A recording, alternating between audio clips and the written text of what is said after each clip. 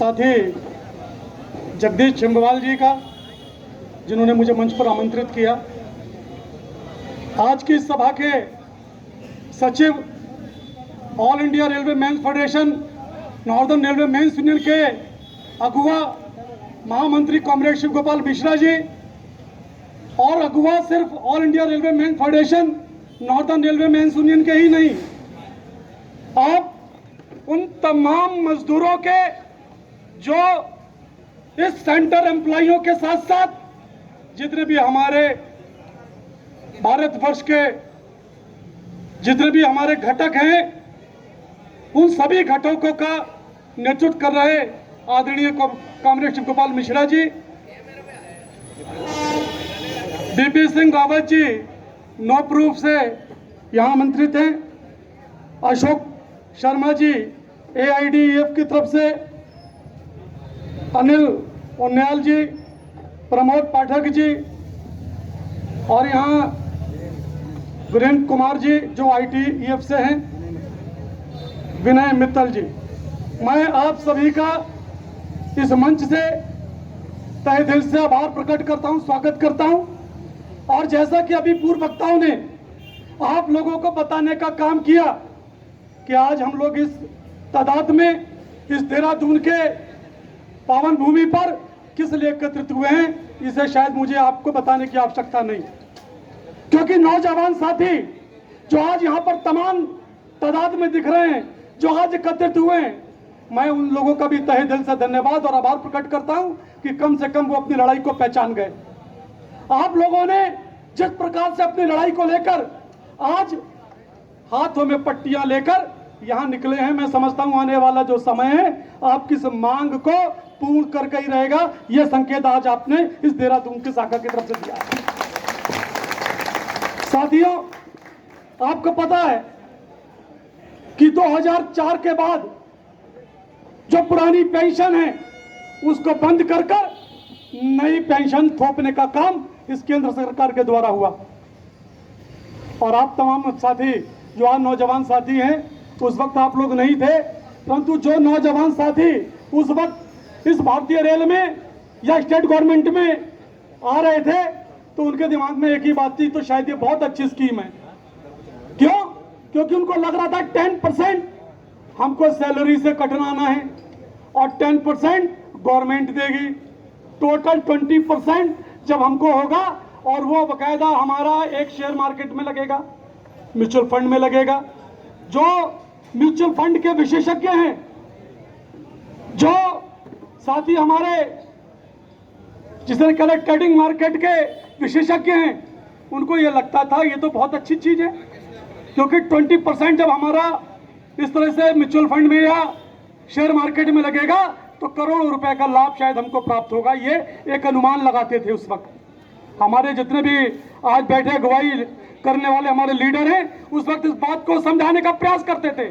वो इसका विरोध करते थे, परंतु वो कहावत है ना कि जब तक पीर आती नहीं है, जब तक तकलीफ आती नहीं है, तब तक आदमी समझता नहीं। आपने देखा होगा जो भी ओल्ड पेंशन के अंतर्गत साथी हैं, वो रिटायरमेंट होने के बाद भी आपकी लड़ाई लड़ने के लिए तैयार हैं, वो आपकी अगुवाई करने के लिए तैयार हैं। परंतु जो नौजवान साथी हैं, अभी मैं उन तमाम नौजवान साथी से भी जो यहाँ नहीं है,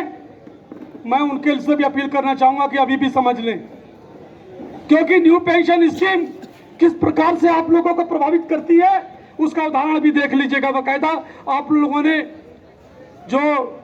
प्रिंट मीडिया या इलेक्ट्रॉनिक मीडिया या अपने साथियों को जहां आप बीच में काम करते हैं देखते होंगे, जब वो रिटायरमेंट हो जाता है उनका, तो उनको क्या पेंशन मिल रही है।